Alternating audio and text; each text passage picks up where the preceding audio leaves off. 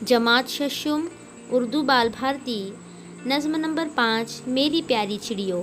शायर जोशमली आबादी। अशार की तशरीह खुलासा पार्ट 2। प्यारे बच्चों, आज हम इस वीडियो में नज़्म नंबर 5 मेरी प्यारी चिड़ियों इसका खुलासा और अशार की तशरीह देखेंगे। शायर हैं जोशमली आबादी। सबसे पहले हम देखते हैं पहली बात। परिंदे अल्लाह ताला की रंग बिरंगी और ख़ूबसूरत मखलूक हैं। परिंदों के दिल फरेब रंग, उनकी खुश इल्हानी और दिल को लुभाने वाली हरकतें इंसान को महसूस करती हैं। उर्दू में कई शायरों ने जानवरों, परिंदों वगैरह पर नज़में लिखी हैं। इस्माइल मिर्ठी की नज़्म एक जुगनू और बच्चा और अल्लामा इकबाल की नज़्म एक गाय और बकरी बहुत मशहूर हैं। तो देखिए बच्चों, अल्लाह ताला की बहुत सारी मखलूक़ात हैं, उसमें से एक मखलूक है परिंदे। परिंदे अल्लाह ताला की कैसी मखलूक है पता है आपको? बड़ी ही रंग बिरंगी और ख़ूबसूरत मखलूक हैं। परिंदों के जो रंग होते हैं वो बड़े ही दिल फरेब होते हैं। दिल फरेब यानी दिल को अच्छे लगने वाले, दिल को अपनी तरफ खींचने वाले। उनकी खुश इल्हानी का मतलब होता है मीठी आवाज़ में गाना। तो परिंदे मीठी मीठी आवाज़ें जो निकालते हैं उसे उनकी खुश इल्हानी कहते हैं। और दिल को लुभाने वाली हरकतें यानी उनकी हरकतों को देखकर हमारा दिल लुभ जाता है, यानी हमें बहुत ही अच्छा लगता है। तो ये हरकतें हम इंसान को महसूस करती हैं। महसूस करना यानी इंसान उनकी हरकतों में मगन हो जाता है, खो जाता है। तो उर्दू में कई ऐसे शोरा हैं जिन्होंने जानवरों और परिंदों पर नज़में लिखी हैं। तो बच्चों के शायर हैं इस्माइल मिर्ठी, उनकी नज़्म है एक जुगनू और बच्चा। उसी तरह से अल्लामा इकबाल की नज़्म क्या है? एक गाय और बकरी, जो बहुत ही मशहूर है। अब देखते हैं जान पहचान। जोशमली आबादी 5 दिसंबर सना 1898 को पैदा हुए। उनका पूरा नाम शब्बीर हसन ख़ान था। उनकी इब्तिदाई तालीम घर ही पर हुई। वो कॉलेज की तालीम मुकम्मल ना कर सके। उन्हें ज़बान पर कुदरत हासिल थी।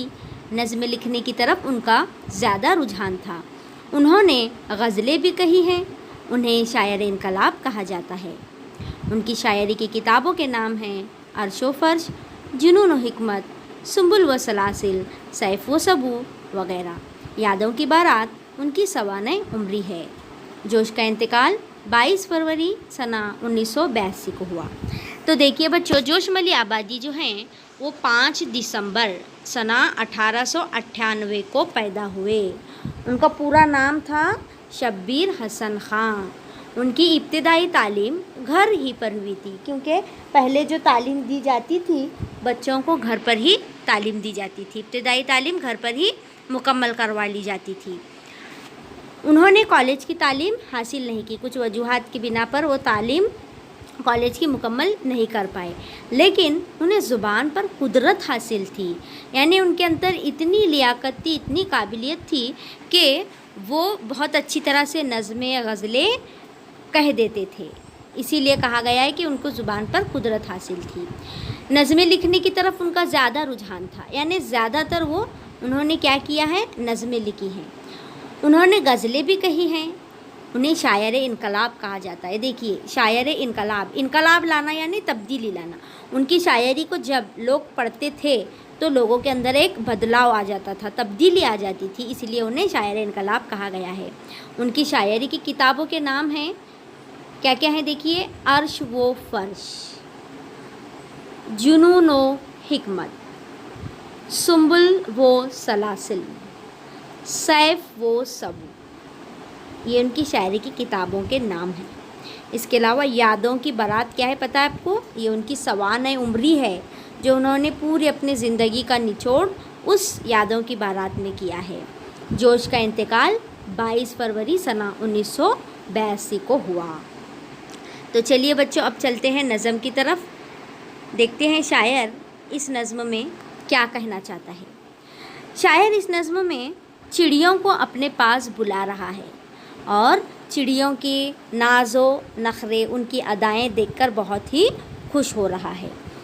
सबसे पहले देखेंगे पहला बंद। महकते हुए फूल के पास आओ, लचकती हुई शाख पर बैठ जाओ, हवा में कभी उड़ के बाजू हिलाओ, कभी साफ चश्मे में गौते लगाओ, यूं ही प्यारी चिड़ियों अभी और गाओ, यूं ही प्यारी चिड़ियों अभी और गाओ। देखिए बच्चों, शायर जो है चिड़ियों को महकते हुए फूलों के पास बुला रहा है। महकते हुए फूल यानी खुशबू, जिनसे खुशबू आती हो, खुशबू लुटाते हुए फूल।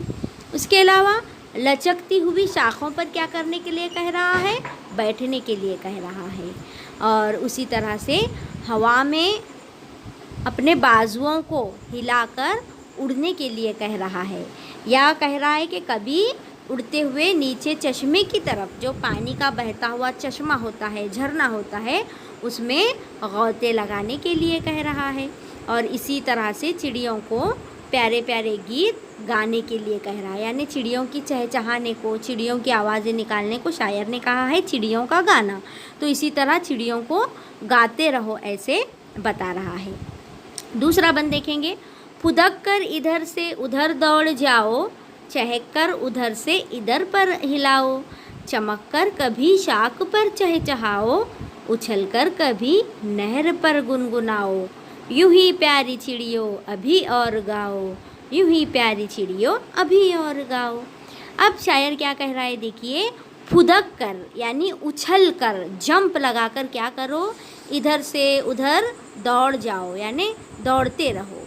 और कभी कभी चहक कर, अपनी आवाज़ें निकाल कर इधर से उधर क्या करो, अपने परों को हिलाओ, यानी उधर आओ इधर जाओ। किस तरह से? चहक कर अपने परों को हिलाते हुए। और कभी कभी चमकते हुए क्या करो, शाख पर बैठकर चहचहाओ। चहचहाना है यानी मीठे मीठे गीत गाना। उछल कर कभी नहर पर गुनगुनाओ, या कभी उछलकर नहर के पास आओ और वहाँ पर क्या करो, गुनगुनाओ, चहचहाओ, गुनगुनाओ। इसका मतलब क्या? चिड़ियों की जो आवाज़ें निकालने का अंदाज़ होता है ना, उसे ही शायर ने उन्हें चहचहाने के लिए, गुनगुनाने के लिए कह रहा है। तो इसी तरह से शायर चिड़ियों को और गाने के लिए कह रहा है। नज़्म का आगे का खुलासा हम अगले वीडियो में पढ़ेंगे। तब तक के लिए हम लेते हैं आपसे विदा। अल्लाह हाफिज़। Nuzhat Tanveer Ahmed Bagalkote, assistant teacher, Maharashtra Urdu high school, Kadwai, ज़िला रत्नागिरी।